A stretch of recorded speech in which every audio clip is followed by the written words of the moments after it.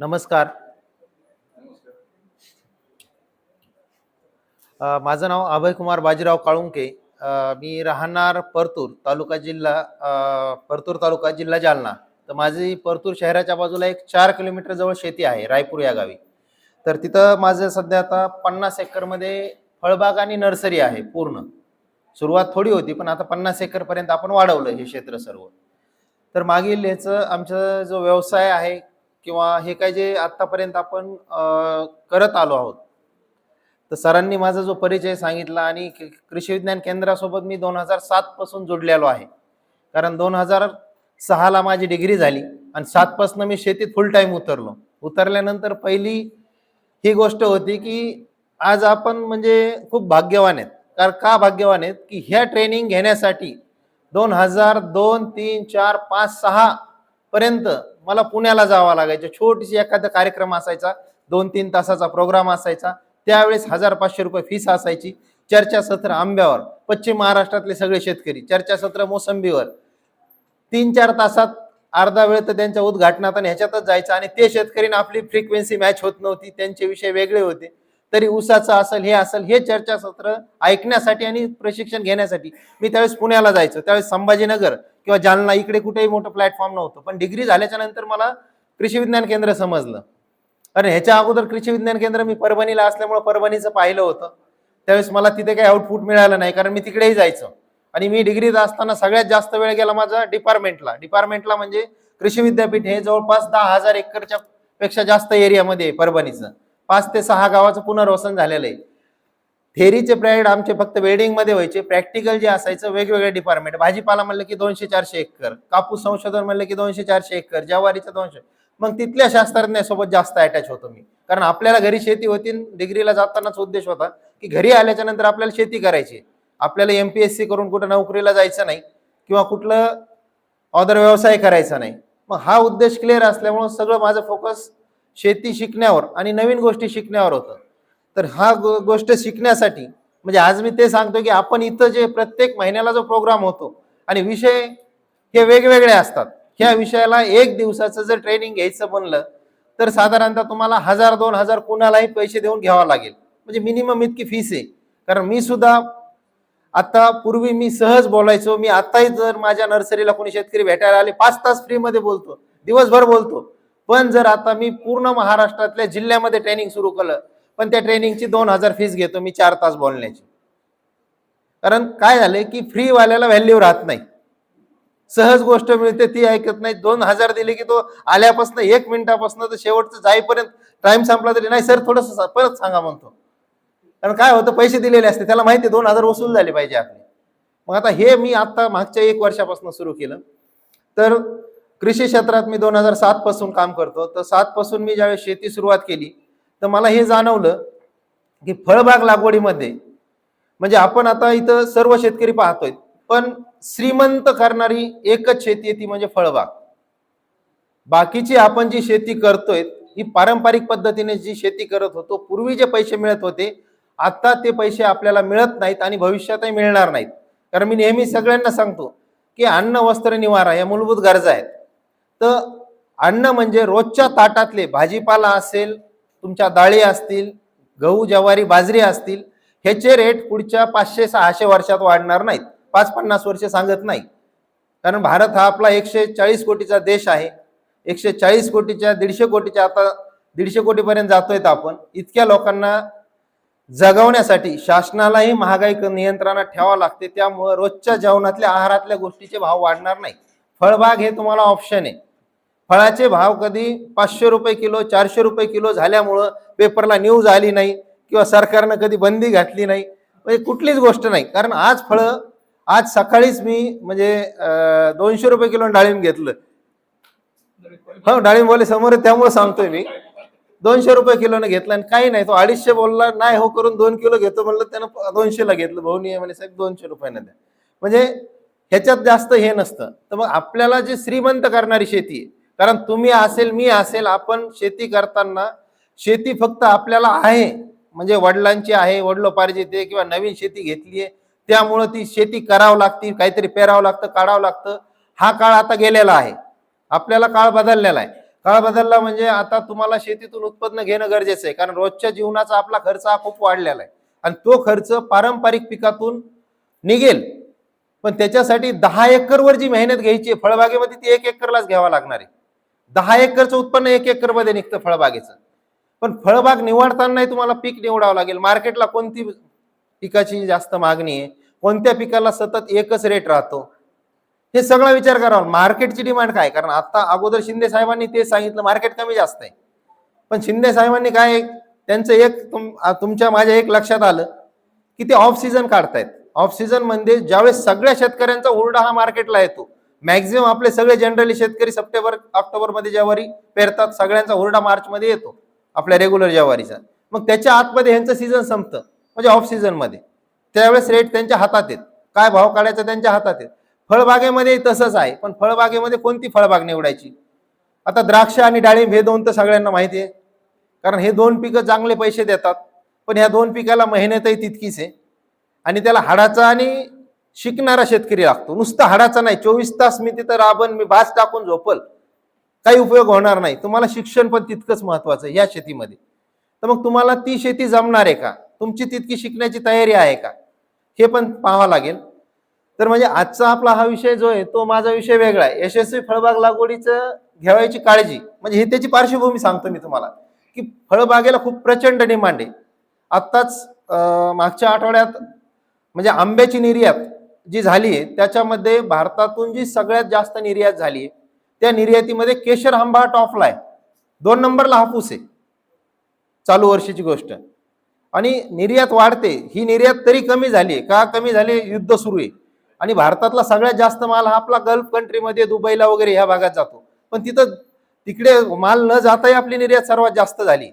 म्हणजे हे लक्षात घ्या की फ्युचर खूप चांगलं आहे. जरी 3-4 देशांनी बॅन केलं असेल आपल्याला, सध्या जपाननं वगैरे केलं, पण आपण त्या देशाचा विचारच करायचा नाही सध्या तरी, कारण आपण पहिली पायरी जी आहे तर भारतातले मोठे शहर. मी मागच्या वर्षी संभाजीनगरमध्ये कच्चा आंबा केशरचा 150 रुपये किलोनं कैरी विकली. घेणारे लोक आहेत, 1000 रुपये किलोनं जर हुरडा घेत आहेत, 800 रुपये 500 रुपये किलोनं घेत आहेत, आम्ही 300-400 रुपये किलोनं हुरडा घेऊन खातो ऑफ म्हणजे डिसेंबरमध्ये नोव्हेंबरमध्ये. तर मग हे जे रेट आहेत तर हे आपल्याला फळबागेत पण मिळतील, पण फळबाग कोणती करायची हे तुम्हाला ठरवावं लागेल. मला डाळिंबाचे 20 लाख झाले म्हणून माझ्या सगळ्यांनी लावले, पण त्याच्या मागे माझे कष्ट काय, माझं प्लॅनिंग काय, त्याच्या फवारण्याला किती दिवसाला मी फवारणी घेतो, कोणती फवारणी घेतो, किती अंतरावर लागवड आहे, हे सगळं शिकावं लागेल. पण ह्याच्यात सुरुवात हे सगळं नंतरच आहे. सुरुवात खरी कुठं सुरुवात होते, फळबाग लागवडीत करताना नियोजन काय करायचं. आपण सगळे काय करतोय माहितीये का, आता बऱ्याच जणांचे प्रश्न असे होते की एकरी किती उत्पादन मिळतं, कणीस किती मोठं होतं, पैसे किती होतात, हे नंतरचा विषय. सुरुवात ही खाली आहे ग्राउंडला. तुम्ही सुरुवात म्हणजे फळबागेची, जसे हे 3 महिन्याचं पीक आहे, फळबाग ही जी आहे ती आपली कमीत कमी 2 पिढ्यांची, कमीत कमी 2 पिढ्या आणि 3 पिढ्यांमध्ये चालणारी फळबाग आहे. प्रत्येक पीक एक अंदाजे 20 वर्षापासून तर 40 वर्षापर्यंत आपल्याला उत्पादन देतं. तर 40 वर्षाचं प्लॅनिंग करायचं असेल तर फळबागेच्या लागवडीपूर्वीची आणि लागवड नंतर घेण्याची काळजी हे सगळ्यात महत्वाचं आहे. कारण ह्याला आपण बाळकडू म्हणू. जर आता आपण महाराष्ट्रात पाहिलं की हिंद केसरी आहे किंवा महाराष्ट्र केसरी आहे, कुस्तीमधले पैलवान, त्याने कुस्ती आता जिंकली, त्याला लाखो रुपये बक्षीस मिळालं, महाराष्ट्र शासनाने दिलं, चांदीची गजा मिळाली, 50 लाख मिळाली, 1 कोटी मिळाली. पण ते 1 कोटी मिळाले आज पाहतोय, पण त्याचे जे मागचे 20 वर्ष 30 वर्षाची जी मेहनत आहे त्याचे ते परिणाम आहेत. तसं तुम्हाला फळबाग उभा करताना सुरुवातीचे 3 वर्ष फार महत्वाचे असतात. कोणती फळबाग घ्या, सगळ्यात महत्वाचं म्हणजे आपल्याला फळ पीक कोणतं निवडायचं की जे मार्केटला विकन तेच निवडा. मला खूप डाळिंब आवडतं, मला द्राक्ष आवडतात, किंवा एखादं समजा मला चिकू खूप आवडतात खायला, मी चिकूची फळबाग करायची. माझ्याकडे जमिनीचे क्षेत्र किती आहे ते पण पाहावं लागेल, कारण फळबागेचं उत्पादन यायला 3 वर्ष वेळ असतो. त्यामुळे तुम्हाला तोपर्यंत तुमचा उदरनिर्वाह चालणार आहे का, शेतीशिवाय तुम्हाला दुसरा व्यवसाय आहे का, उत्पन्नाचे सोर्स आहे का, ते पण पहा. पण चिकूचं काय, एका झाडाला 100 किलो फळं येतात. ज्या शेतकऱ्याला 2 एकर शेती आहे, 1 एकर शेती आहे, 100 किलो फळं येतात, पण मार्केटला भाव 10 आणि 15 रुपये किलोचा आहे. 100 एकरी लागतात तुमचे 150 झाडं. जर हाय डेन्सिटी मध्ये गेलो तो, रेग्युलर पद्धतीमध्ये गेलो तर तुम्हाला 40च झाडं लागतात. मग तुम्ही ज्वारीचं घेतलं काय, कपाशीचं घेतलं काय, सोयाबीन घेतलं काय, चिकू घेतलं काय, सारखंच आहे. पण मला चिकू खूप आवडतं म्हणून मी चिकू लावायचा का, तर नाही. मार्केटला कोणत्या फळाला डिमांड आहे हे चेक करावं लागेल. त्याला सतत भाव आहे का हे पण चेक करा. त्याचं टायमिंग कधी आहे, ज्यावेळेस तुम्हाला वेळ आहे त्यावेळेस ते फळं मार्केटला विकायला येत आहेत, सडणारे फळं आहेत, त्याची लाईफ सायकल किती आहे सगळं चेक करावं लागेल. त्यानुसार फळ निवडा. ते निवडल्याच्या नंतर त्याचं अंतर निवडा. अंतरामध्ये सगळ्यात मोठा आपल्याकडे असे अंतर आहेत की शेतकरी स्वतःच्या मनानेच अंतर तयार करतायत. बरेच वेळेस शास्त्रीय दृष्टिकोनातून अंतर लागवड करत नाहीत.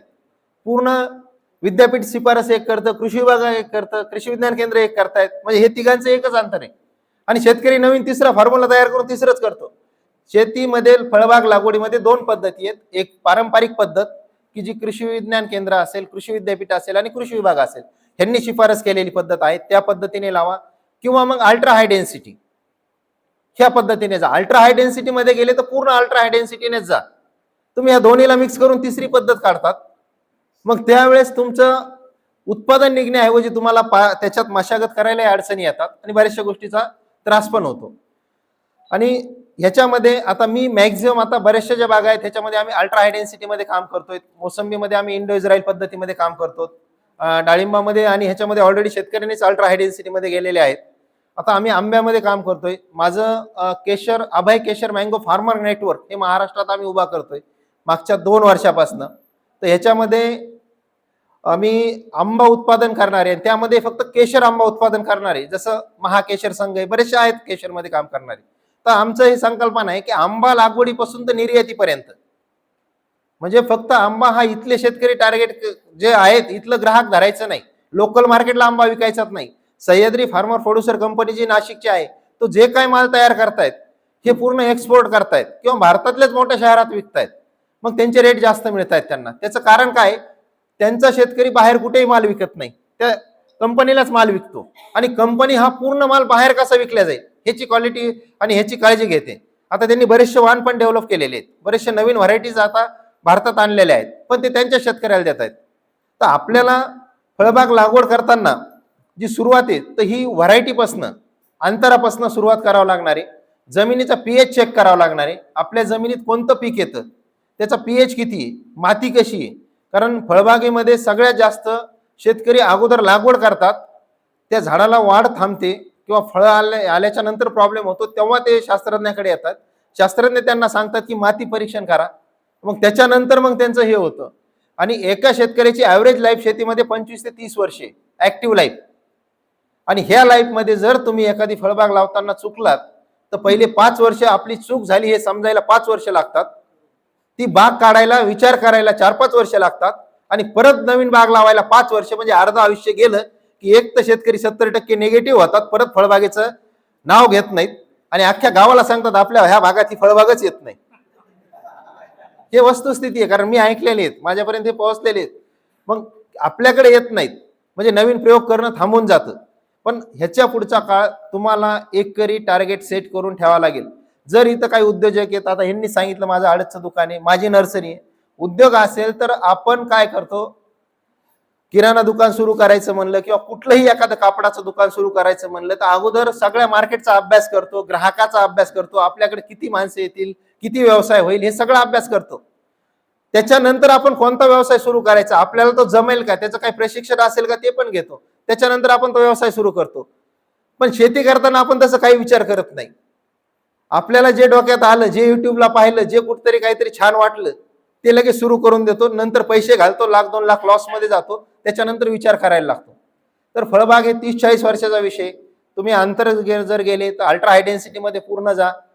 पूर्ण अल्ट्रा हाय डेन्सिटी मध्ये गेले तर तुम्हाला त्याचं तंत्रज्ञान शिकावं लागेल. घन लागवडमध्ये तुमचे 1 एकर मध्ये कमी जागेत जास्त झाडं बसतात. जास्त झाडं बसल्यामुळे त्यामध्ये तुम्हाला ठिबक सिंचन हे कंपल्सरी आहे. त्याच्यानंतर तुम्हाला खतं देणं हे तितकंच कंपल्सरी आहे. आणि तिसरी गोष्ट म्हणजे तुम्हाला छाटणी घेणं कंपल्सरी आहे. तुमच्याच्यानं या 3 गोष्टी होत असेल तरच तुम्ही अल्ट्रा हाय डेन्सिटी मध्ये जा, नसल तर पारंपरिक पद्धतीमध्ये लागवड करा. खड्डे भरताना सगळ्यात महत्वाचा काय विषय, आपण खड्डे घेतो. आता मी असे शेतकरी म्हणजे 2-3 प्रकारचे शेतकरी आहेत, म्हणजे ते बाकीचे सांगत नाही, पण जे आपल्याला 1 नंबरचा जो ओरिजिनल शेतकरी आणि ओरिजिनल फळबाग लागवड करणार आहे त्याच्यासाठी सांगतो. खड्डा घेताना नेहमी कोणती फळबाग लागवड करायची असेल तर कमीत कमी 2x2 फुटाचा खड्डा घ्यावा चौरस पद्धतीने. तो खड्डा घेतल्याच्या नंतर खड्डे हे नेहमी मे मध्ये आणि एप्रिल मध्ये घेणं चांगलं गरजेचं आहे. त्या खड्ड्यामध्ये आपल्याला म्हणजे विद्यापीठ, कृषी विज्ञान केंद्र आणि कृषी विभाग सांगून सांगून दमलेत आता त्यांनी सांगणं बंद केलंय मला वाटतं. कारण काय झालंय की शेतकरी पावसाळ्यात खड्डा खांदतो. आता झाडं माझ्याकडून घेऊन जातात, खड्डे भरले नाही नाही, आता साहेब घरी गेले की खड्डे खांदायचे, झाडं लावून टाकायचे आम्हाला. हा म्हणजे झाडासोबतच आता खड्डे खांदायचे आणि लावायचे. आता ह्याच्यासोबत खत किती टाकायचे सांगा म्हणतायत. ते कुदळीने उकरणार, त्याच्यात काय खत सांगणार आपण टाकायला. 2x2चा खड्डा ह्याच्यासाठी म्हणतो कारण 40 वर्षाचं प्लॅनिंग करतोय. 40 वर्षाचं प्लॅनिंग करताना आपल्याला 2 महिने अगोदर प्लॅनिंग करावं लागणार आहे. एप्रिल मे मध्ये खड्डे घ्यावे लागतील. तुम्ही आता घेतलेत, आता माणसाच्या साहाय्याने घेऊ शकतात. उन्हाळ्यात तुम्हाला जेसीबीचा ऑप्शन असतं. खड्डे घेतल्याच्या नंतर जर हलकी जमीन असेल तर वरची माती बाजूला घ्या एका बाजूला, आणि दुसऱ्या बाजूला मुरुम घ्या, जो खालचा मुरुम निघणार आहे. खड्डा घेतल्याच्या नंतर 20-25 दिवस तो उन्हाने तापल्याच्या नंतर त्यामध्ये एक 10 किलो शेणखत चांगलं कुजलेलं मातीवरती टाकायचं. कारण आपल्या खड्ड्याच्या एका बाजूला माती आहे आणि परत शेतातली 2 बाजूला माती आणि एकाच बाजूला मुरुम आहे, म्हणजे तिन्ही बाजूला माती आहे. त्या तिन्ही बाजूच्या मातीवर तुमचं 10 किलो शेणखत टाकायचं.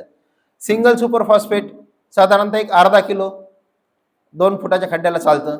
निंबोळी पेंट 1 किलो घ्यायचं आणि हे तिन्हीचं मिश्रण जसं आपण खोऱ्याच्या साह्याने वरतीच मातीचं मिश्रण वरतीच करायचं.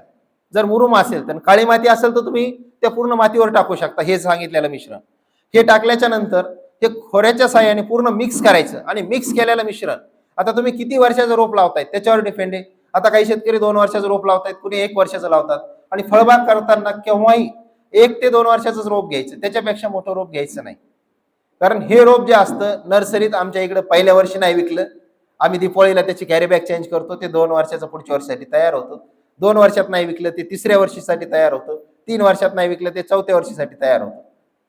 त्यामुळं 1 ते 2 वर्षाचं रोप हे वाढीसाठी सशक्त असतं, निरोगी असतं, तर हे निवडायचं. तर तुम्ही 1 वर्षाचं रोप घेणार असाल त्याची कॅरी बॅग छोटी असते, ती छोटी कॅरी बॅग असेल तर 2 फुटाचा खड्डा तुम्ही 1.5 फूट भरून घ्या, अर्धा फूट खाली ठेवा.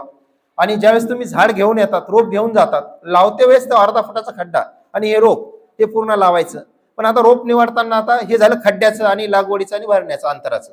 पण रोप निवडायचं कोणतं, कारण आपल्या भागात येणारी व्हरायटीज निवडावं लागेल. मोसंबीमध्ये खूप साऱ्या व्हरायटीज आहेत. माझ्याकडे रोज शेतकरी येतात, सर माल्टा आहे का, किन्नो आहे का, ते 10 kg जांभूळ आहे का, ते नवीन हे आले ते आहे का. ह्याचे म्हणजे हे काय माहितीये का, हे मोबाईल मधनं इतकं लोकांना हे केलंय, कुठं काहीतरी दिसतंय आणि ते लगेच ते कॉपी करायला पाहतात, पण ते प्रत्यक्षात खरं आहे का नाही हे चेक करायचं काही आपल्याकडे साधन नाहीये. त्यामुळे ते जे सांगतात 10 kg ते 10 kg, पण ते किलो मध्ये कुणाचा बाग आहे तयार झालेला तो माहित नाही, तोपर्यंत आपण ते अनुकरण करू नका. सॅम्पल म्हणून 5-10 झाडं लावा, पण नवीन लावताना आपल्या भागात जे पीक चांगलं येते तेच लावा, ज्याचं उत्पादन आहे, ज्याचं मार्केट सेट आहे. कारण तुम्हाला नवीन धडपड करण्याची जास्त गरज पडणार नाही. आणि जर तुम्ही नवीन मध्ये गेलात तर मग तुम्हाला तितकं शिक्षण घ्यावं लागेल, तंत्रज्ञान वापरावं लागेल आणि स्वतः त्याचे मार्केटिंग आणि ब्रँडिंग दोन्ही करावं लागेल. कारण आजचा काळ हा स्वतः तुम्हाला मार्केटिंग आणि ब्रँडिंग करण्याचा आहे. रेडीमेड विकायला गेले तर व्यापारी बसलेलेच येतं, 100चा माल 50-40 खरेदीला तयार आहेत. तुम्ही किती त्याला सोनं लावा, काही सांगा, किती चांगली तुम्ही सांगा आम्ही ह्याला साहेब झोपलो नाही, डोळ्यात तेल घालून झोपलंय, तरी तो 40च मागणार. तो आला की पहिला तुमच्या बागेत क्या से माल खराब आहे, इधर छोटा आहे, एक साईज नाही, वो नाही. त्यांचे पहिले वाक्य हेच असतात. 50% शेतकऱ्याला ते कमी करतात.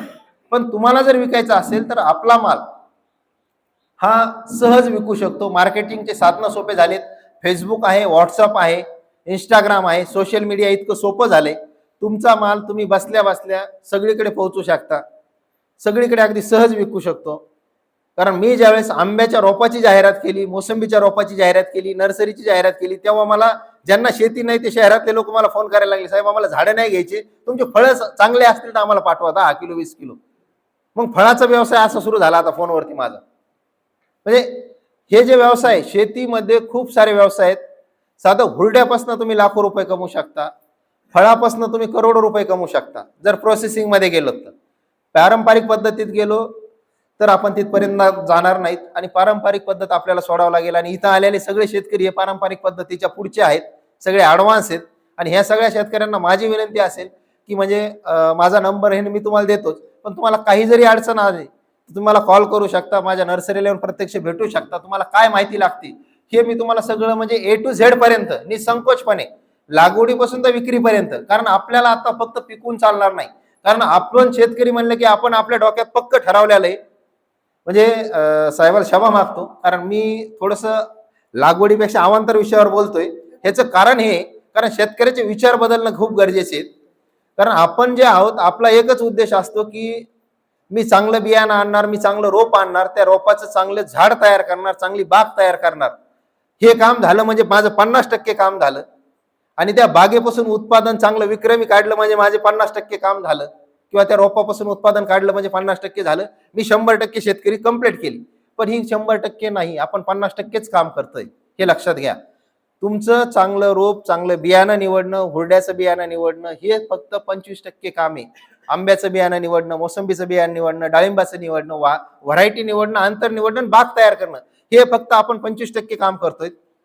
तयार असणाऱ्या बागेपासून उत्पादन घेणं हे तितकंच महत्वाचं आहे. त्या बागेपासून उत्पादन जे घेतोय हे पण 25%च काम आहे. आणि त्यामुळं मार्केटमधनं आपल्याला फक्त 50%च फायदा मिळतो, कारण आपण 50%च काम करतोय. 50% मार्केटमध्ये बसलेले लोक घेत आहेत, हे लक्षात घ्या. मग आपल्याला ते कधी शिकायचंय? ह्याच्या अगोदरचे आपले आजोबा पंजोबा मार्केटिंग स्वतः करायचे, त्यामुळे ते जास्त प्रॉफिटमध्ये राहायचे. या मधल्या 40-50 वर्षात मार्केट चांगल्या हुशार लोकांनी घेतलंय, बुद्धिजीवी लोकांनी घेतले, त्यामुळे शेतकऱ्याला सगळंच विकत द्यायला लागलेत आणि शेतकऱ्याचा मालही विकत घ्यायला लागलेत. पूर्वी शेतकऱ्याचं सगळं स्वतःचं होतं, म्हणजे घरच्या बियाण्यापासनं, मजुरापासनं तर गाडी बैल मार्केटला नेण्यापर्यंत होतं. आज शेतकऱ्याला, आज मला पेरायचं ते सोयाबीनचं आधी बियाणं घ्यायचं असेल तर आधी खत विक्रेत्याकडे जावं लागतं, बियाणं खत सगळं टाक, ते रिक्षात ज्या टाकायचं त्या रिक्षाला भाडं द्यावं लागतं, वाहनाला भाडं द्यावं लागतं, पेरणाऱ्या ट्रॅक्टरला भाडं द्यावं लागतं, त्याच्यानंतर त्याच्या अगोदर नांगरणी रोटावेटरला भाडं. म्हणजे पूर्ण करत करत आपण हे करतोय. पण विक्रीची ज्यावेळेस वेळ येते त्यावेळेस आपल्याला मळणी यंत्रातनं काढणं, हार्वेस्टरनं काढणं ह्याचे पैसे द्यावे लागतात, वाहनातून व्यापाऱ्यापर्यंत पोहोचायचे पैसे द्यावे लागतात. तर ही पारंपरिक पद्धत बदलावं लागेल. तुमच्याकडे जर 2-4 एकर शेती असेल तर त्याच्यात 1 एकर फळबाग करा, आणि ती फळबाग अशी करा की ज्याला मार्केटला डिमांड आहे. आता माझ्याकडे 11 फळ पिकाची शेती करतो. 11 फळ पिकात मला सगळे फळ पिकं हे व्यापाऱ्याच्या भरोश्यावर विकावं लागतात. थोडंफार आता आपण स्वतःचं मार्केटिंग स्वतः तयार करतोय.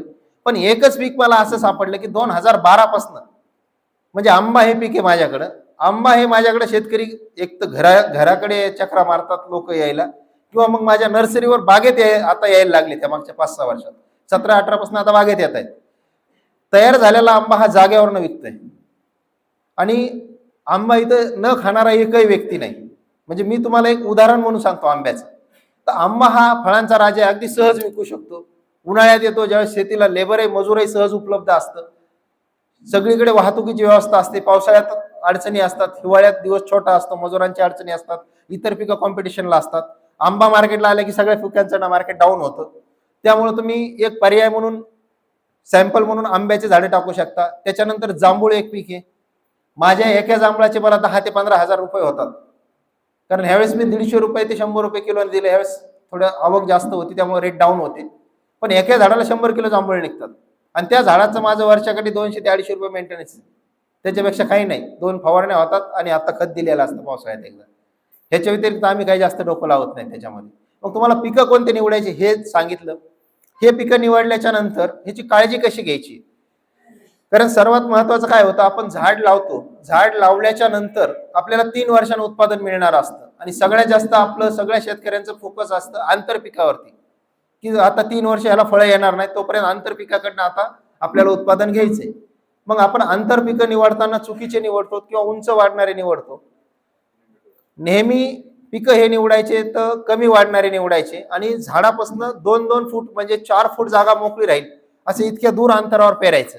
म्हणजे त्याच्यापासून ह्याला सूर्यप्रकाश, हवा ह्याचं कॉम्पिटिशन नको व्हायला. आणि आंतरपिकावर कमी भर द्यायचा, कारण आंतरपीक हे काय असतं, ताबडतोब 3-4 महिन्यात तयार होणार असतं. आणि हे झाड लावल्याच्या नंतर 1 ते 2 महिने जसं आहे तसंच दिसतं. आणि 3 वर्षात 2 वर्षात जर बागा तयार करायच्या असतील तर तुम्हाला प्रत्येक महिन्यात खताचं शेड्यूल मेंटेन करावं लागणार आहे.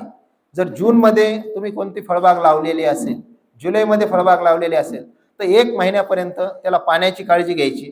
फक्त पाणी द्यायचं ज्यावेळेस पावसाचा खंड असेल त्यावेळेस पाणी द्या. आणि 1 महिन्याच्या नंतर कंपल्सरी ज्यांच्याकडे ठिबक सिंचन आहे त्यांनी 19-19 हे खत एकरी, आता झाडांच्या संख्येवर डिपेंड आहे. तुमचे जर एकरी 100 झाडं असतील तर एकरी 5 किलो सोडा, प्रत्येक महिन्याला 19 पाण्यात विरघळणारं खत. आणि तुमचे जर झाडं जास्त असतील 200 300 400 एक एकर मध्ये, तर त्याला 10 किलो खत सोडा. अल्टरनेट तुम्हाला ऑप्शन आहे, जर ठिबक सिंचन तुमचं नसेल किंवा ठिबकला व्हेंचुरी नसेल बसवलेली ड्रिप सिस्टीमला, तर तुम्ही त्याला 19 दाणेदार खत, 15 खत किंवा डीएपी, एक महिन्यात डीएपी द्या, एक महिन्यात 19 द्या. हे शेड्यूल आपल्याला कंपल्सरी जुलै महिन्यापासून, ज्यांची जूनला लागवड झाली त्यांनी जुलैपासून सुरू ठेवायचं, तर पार आपल्याला फेब्रुवारीपर्यंत ठेवायचंय. कारण ह्या पद्धतीने आपण लागवड केली तर आपलं झाड, कारण आपण कपाशीला, आता इथे कपाशी घेणारे सगळे शेतकरी आहेत, आपण 8-15 दिवसाच्या गॅपनं खताचे डोसेस देतो कपाशीला, 15-20 दिवसाच्या गॅपनं, म्हणजे चांगले उत्पादन जे घेणारे शेतकरी आहेत. तर मग ह्या झाडाला पण खत द्यावं लागेल. आणि ह्याच्यासोबत मायक्रोन्यूट्रिएंटची फवारणीद्वारे देऊ शकता तुम्ही, जे आपण प्रत्येक महिन्याला एक फवारणी जाणं गरजेचं आहे. तुम्ही आमोशा पौर्णिमेचा शेड्यूल घेतला तरी चालेल. आपण आता बरेच शेतकरी म्हणजे सोप्या पद्धतीने, जास्त काही डोकं लावायचं नाही, आमोशा पौर्णिमेला शेड्यूल फॉलो करतो. तर त्याच्यामध्ये तुम्ही एक वेळेस मायक्रोन्यूट्रिएंट वापरा फवारणीमध्ये, एक वेळेस 19 खत वापरा, त्याच्यासोबत एक कीटकनाशक आणि एक बुरशीनाशक, या तिन्हीची 15 ते 20 दिवसाच्या अंतराने फवारणी असू द्या. तर ह्या फवारण्या तुम्हाला कधी लागतात, ज्यावेळेस ऋतू चेंज होतो त्यावेळेस पालवी येते. कारण सुरुवातीच्या काळामध्ये हे रोप छोटं असतं, हे लहान मुलासारखं असतं, त्यामुळे वातावरणात बदल झाले की हे पण आजारी पडतं. पण तुमचं खताचे डोसेस आणि फवारणीचं शेड्यूल ठेवलं तर तुमच्या त्या बागेची वाढ थांबणार नाही. मोसंबीचा बाग असेल तर 3ऱ्या वर्षी तयार होतो, डाळिंबाचा 1.5 वर्षातच तयार होतो. आता अल्ट्रा हाय डेन्सिटीमध्ये आंब्याचा हा 3ऱ्या वर्षी बाग सुरू होतो, पारंपरिक पद्धतीमध्ये 5व्या वर्षात सुरू होतो, सीताफळाचाही बाग 3ऱ्या वर्षी सुरू होतो. पण तुम्हाला हे 2 वर्ष हा जो शेड्यूल आहे खताचा, नियोजनाचा, लागवडीच्या नंतरचा, हा 2 वर्ष कंटिन्यू ठेवायचा आहे. आपल्या जमिनीमध्ये जे वेगवेगळे अन्न घटक कमी आहेत, ह्याच्यासाठी तुम्हाला माती परीक्षण करून घेणं तितकंच महत्वाचं आहे. ते जर केलं तर आम्ही त्याच्यानुसार तुम्हाला माती परीक्षणाचं नियोजन पण जे आहे ते, जसं कृषी विज्ञान केंद्र आहे, येथील शास्त्रज्ञ आहेत, यांची मदत घेऊ शकता. किंवा तुम्हाला जर तुमचा तो रिपोर्ट आम्हाला पाठवला तर आम्ही त्याच्यानुसार कोणते खतं द्यायचे ह्याचं शेड्यूल तुम्हाला प्रत्येक महिन्याला आम्ही तयार करून देतोय. म्हणजे आम्ही आता नवीन एक व्यवस्था सुरू केली आहे की शेतकऱ्यांना मी एकटा पूर्ण दिवसभर फोन घेऊ शकत नव्हतो. महाराष्ट्राच्या बाहेर बरेच शेतकरी झाले, तर मी आता माझं एक कॉल सेंटर सुरू केलंय. म्हणजे मी फोन नाही घेतले तर माझ्या कॉल सेंटरमधून आम्ही शेतकऱ्याची हिस्ट्री पूर्ण अपलोड करतोय. त्या शेतकऱ्यांना, समजा यांनी डाळिंबाचा बाग लावला, ह्यांना काय शेड्यूल हवंय, प्रत्येक महिन्याला आम्ही आमचा मेसेज यांना फोन करून आम्ही मेसेज देतोय. त्यांना आठवण नसेल तरी आम्ही सांगतो, या ऑगस्टमध्ये हे काम करायचं आहे, सप्टेंबरमध्ये हे काम करायचं आहे. त्याच्यामुळे शेतकऱ्याला शेती करणं हे सोपं होणार आहे. आणि जोपर्यंत बागा उभा राहणार नाहीत, शेतकऱ्याकडे तंत्रज्ञान पोहोचणार नाही, तोपर्यंत बागा उभा राहणार नाहीत. आणि बागा उभा राहत नाहीत तोपर्यंत शेतकरी एकत्र येऊन मार्केट उभा करू शकणार नाहीत. आणि माझा उद्देश आहे की शेतकऱ्याला उद्योजक घडवणं आहे. कारण शेतकऱ्याला फक्त शेती करणं हा 50% पार्ट सोडून त्याला आता उद्योजकतेकडे येणं गरजेचं आहे. कारण शेती हा उद्योगच आहे सुरुवातीपासून, त्याला व्यवसाय व्यापार म्हणत नाही, हे लक्षात घ्या. शेतीला उद्योग म्हणतात लोक. उद्योजकाप्रमाणे शेती जर करायची असेल तर आपल्याला पूर्ण प्लॅनिंग करून शेती करावं लागणार आहे, पूर्ण विचार करून आणि पूर्ण ट्रेनिंग घेऊनच शेती करावं लागणार आहे. असा ढोबळपणाने किंवा अंदाजे शेती करून शेती ही आपली फसणार आहे आणि आपल्या जीवावर इतर लोक श्रीमंत होणार आहेत. त्यामुळं आपल्याला श्रीमंत होण्याची जर शेती असेल तर ह्याच्यात बऱ्याचशा शेती येतं. त्याच्यामध्ये रोज पैसा मिळवायचा असेल तर तुम्हाला दुधाची शेती आहे, फुलाची शेती आहे. रोज पैसा मिळवायचा असेल, महिन्याला पैसा मिळवायचा असेल तर तुम्हाला रेशीम उद्योग आहे, तुम्ही त्याची रेशीम शेती सेरिकल्चरमध्ये जाऊ शकता. तुम्हाला आठवड्याला पैसा कमवायचा असेल, भाजीपाल्यामध्ये जाऊ शकता, म्हणजे दोन्ही काम होतं. तुम्हाला हंगामी पैसे मिळवायचे असतील तर आपण जे आता हंगामीच पैसे घेतोय. आणि सगळ्यात महत्वाचं, तुम्हाला 3-4 वर्ष मेहनत घेऊन आयुष्यभर जर पैसे मिळवायचे असतील आणि रिटर्न मिळवायचे असतील तर तुम्हाला फळबागेशिवाय दुसरा सध्याचा कोणताही पर्याय नाही. आणि ह्याला तुम्ही परत जर ॲग्रो फॉरेस्ट्रीची जोड दिली, फळबाग आपल्या शेताच्या आतमध्ये, आणि आपल्या फळबाग लावताना बागेच्या पश्चिम आणि दक्षिण बाजूने उंच वाढणारे झाडं जे लावले तर FD म्हणून, कारण आपण नोकरीला नाहीत, रिटायर झाल्याच्या नंतर आपल्याला कोणी पगार देणार नाही, मोठी रक्कमही मिळणार नाही. त्यामुळं आपली व्यवस्था आपण आपल्याला करावं लागणार आहे. FD म्हणून तुम्ही बांधाच्या साईडवरती मोहगनी असेल, मिलियाडोबे असेल, सागवान असेल, रक्तचंदन असेल, रक्तचंदन सांगतोय, चंदन नाही, चंदन चोरी जातं, म्हणजे असे जे झाडं आहेत किंवा तुम्हाला जे कुठले आवडत आहेत की जे मार्केटला भविष्यात विकू शकतायत, असे तुमच्या फळबागेच्या पश्चिम आणि दक्षिण ह्या बाजूने लावले तर ह्याच्यापासून दोन फायदे आहेत. 25-30 वर्षानंतर, 20 वर्षानंतर मोठी एकाच वेळेला रक्कम मिळेल झाडाची ती कटिंग झाल्याच्या नंतर. आणि दुसरी गोष्ट म्हणजे आपण मराठवाड्यात राहतो, ह्या मराठवाड्यामध्ये नेहमी उन्हाळ्यामध्ये फळबागेला सगळ्यात जास्त त्रास ह्या दोन दिशांनाच होतो.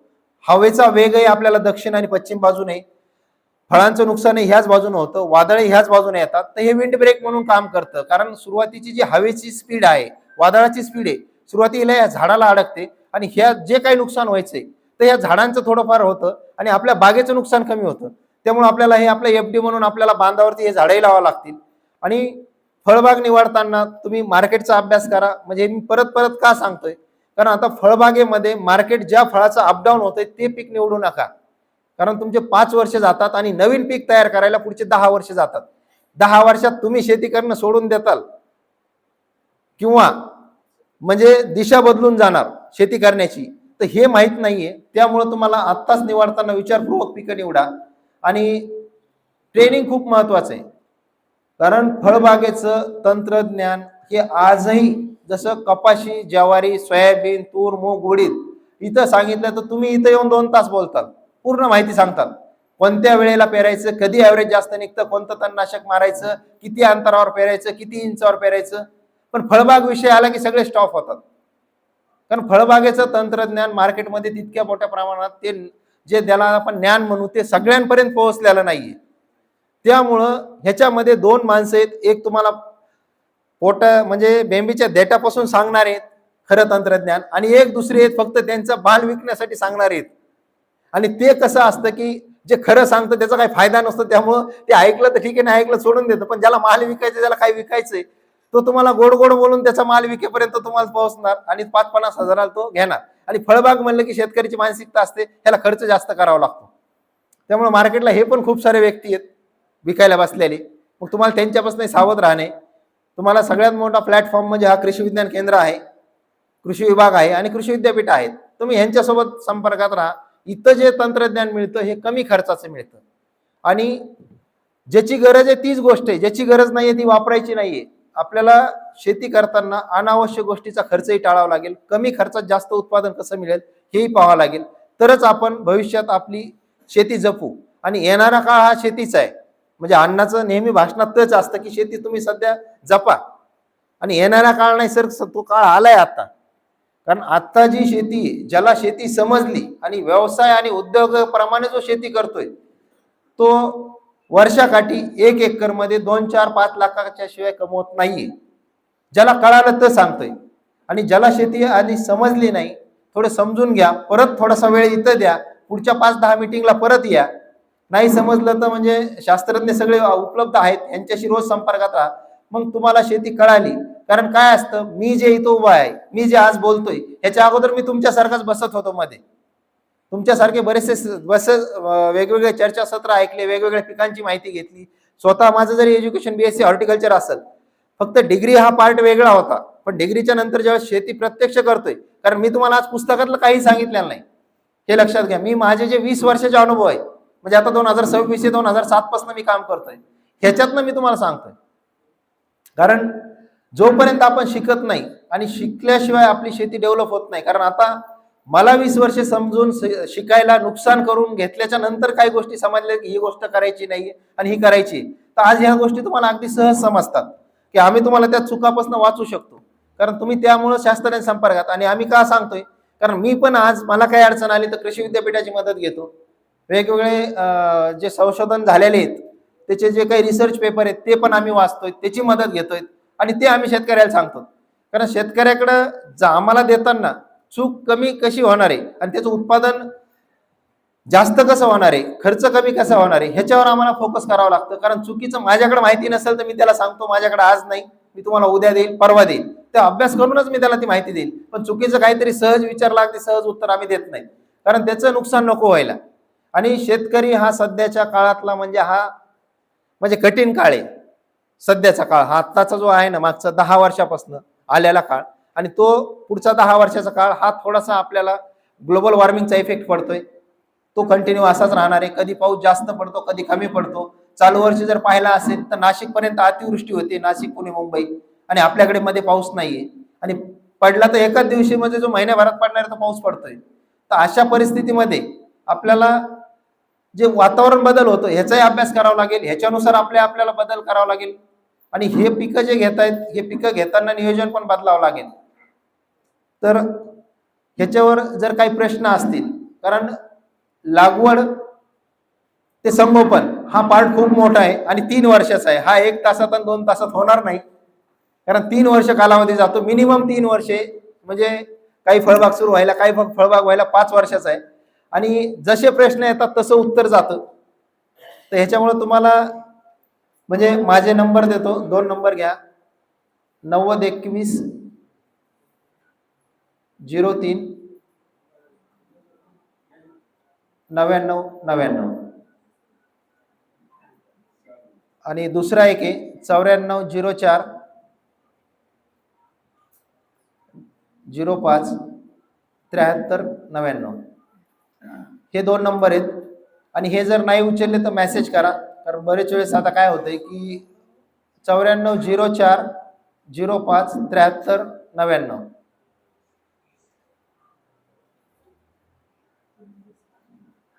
म्हणजे आम्ही म्हणजे आता जे आहे तर मी जास्तीत जास्त शेतकऱ्यांना प्रशिक्षण देण्यावर माझा भर आहे, कारण जोपर्यंत शेतकऱ्याला पूर्ण प्रशिक्षण देणार नाही, त्याच्या जोपर्यंत बागा उभा राहणार नाही तोपर्यंत शेतकरी उभा राहणार नाही. त्यामुळे म्हणजे माझं 2018लाच ठरवलेलं आहे की 2030 पर्यंत 1 लाख शेतकऱ्याला शेतीमध्ये उद्योजक बनवणे आणि त्याचं आर्थिक उत्पादन वाढवणे हे माझं ध्येय आहे. पण आता ते 30 पर्यंत, आता 26 आलाय, पण आमचे जास्त झाले नाही. एक म्हणजे सगळे शेतकरी माझ्या टच मध्ये सध्या आता 10,000 प्लस आहेत, म्हणजे ऍक्टिव्ह शेतकरी ते 500-600, म्हणजे पूर्ण महाराष्ट्राच्या बाहेर आता आमचं 6 राज्यात शेतकरी आहेत आपले. त्याच्यामध्ये गुजरात आहे, राजस्थान आहे, मध्य प्रदेश आहे, छत्तीसगड आहे, त्याच्यानंतर तेलंगणा, आंध्रामध्ये पूर्वी आपलं रोप यायचं, तिकडनं आपण रोप आणायचो. आता उलट झालंय, माझं रोप तिकडं असं म्हणजे 6 महिने ऍडव्हान्स बुकिंग करून तिकडे जाते त्या राज्यामध्ये, आणि कर्नाटकचा थोडा भाग आहे, असं इतक्या राज्यात आपलं काम सुरू आहे सध्या. तर आता तुमचे काही प्रश्न असतील तर मला विचारा सर. एक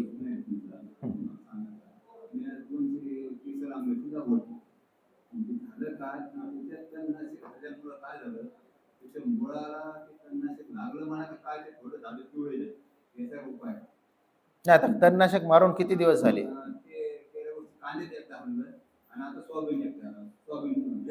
अच्छा अच्छा अच्छा, मग आपल्याला हेच सांगतोय आम्ही, म्हणजे लागवडीपासून जी काळजी घ्यायची, तर तणनाशकचं मी बोलता बोलता राहून गेलं. तर तणनाशक मारताना आंतरपिकात नेहमी 4 फूट अंतर ठेवायचं, त्याच्या जवळ घ्यायचं नाही. एक दुसरी गोष्ट, हुड नेहमी वापरायचं तणनाशक वापरताना. हुड जे आपण तणनाशक मारतो ते त्यावेळेस हुड वापरायचं. आणि आता ते जर झाडं असतील, आता 1 वर्षाचं झाड बोलतायत तुम्ही, तर त्या झाडाला तुम्हाला अॅमिनो ऍसिड आहे